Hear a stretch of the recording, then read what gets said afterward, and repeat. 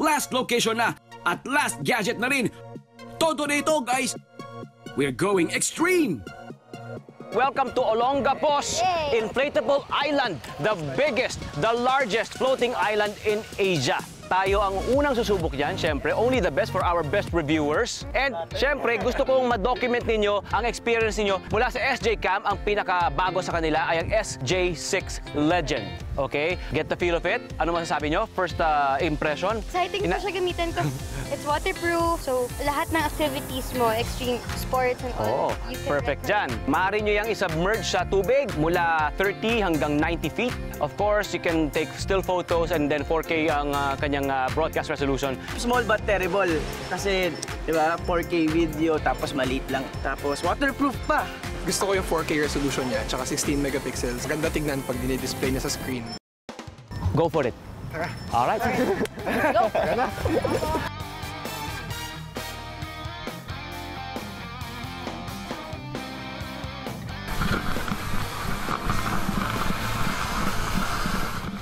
Ayun! Say hi. Hey guys! Game na! So guys, nakikita nyo, ang laki niya, tapos ang size niya is 8 na basketball court. Malalim ba? Tignan natin kung waterproof. Ready? Get set, go! Tignan natin yung life vest. My life vest.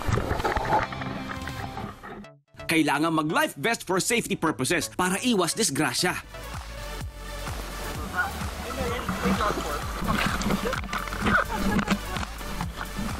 Madulas na to. Ano yung buong island? Ano ito yung island niya?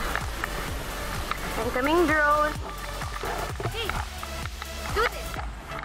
Oh, tingnan nyo guys. Kailangan makatalon ako dyan.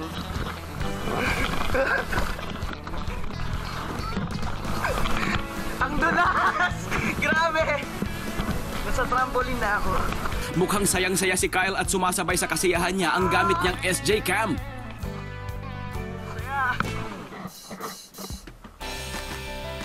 Nasaan naman kaya si Bob?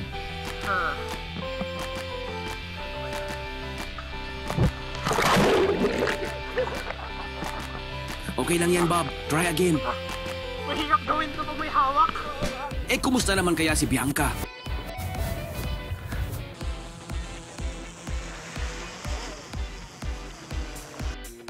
Sunbathing pala ang inaatupag eh.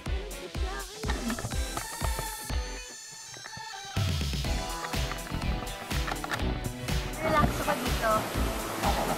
Siya dito. Kasi, ang hangin. Actually, mahangin. Nakakatakot siya ngayon. Diba? Kaya. Ngayong susubukan natin ang tibay ng waterproof at shockproof na SJ Cam 6 Legend sa pagtalon sa pinakamataas na parte ng Inflatable Island. Go, guys!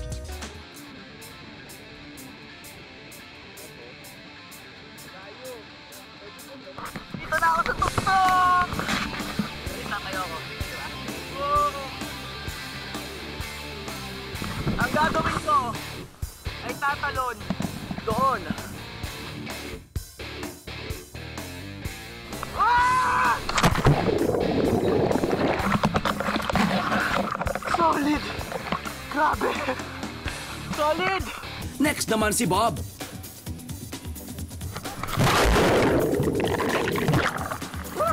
And of course, si Bianca.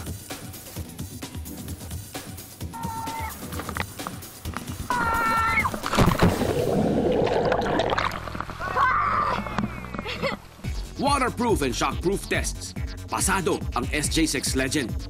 Nung ginagamit ko siya sa water, hindi ako nahirapan. Kasi kung ibang cameras yung gagamitin, siguro, kasi for sure mag-aalala tayo na ingatan or baka mabasa. Pero yung SJ6 Legend, parang hayaan mo lang siya.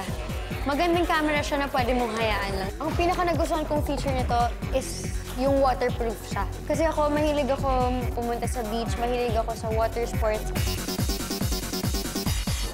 Yung experience ko dito is yung pagka-handy niya. Tapos, anywhere pwede mo dalhin.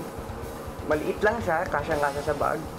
Tapos, waterproof nga, tsaka compared sa ibang brand, mas affordable siya. Tapos, same quality. Then, nung habang nasa inflatable island, nagpo-float siya mag-isa kasi may floater siya. Hindi mo na yung lumulubog kagaya ng iba. So, pag nag-wall climbing kami, hawak ko pa rin. Hindi siya hassle Nakaka-akit ako, tapos pag tumalon ako, nandun pa rin, hawak ko pa rin siya. Sa halagang 6,980 pesos, kasama na ang mga accessories na ito ng SJ6 Legend camera. Sulit na sulit din ba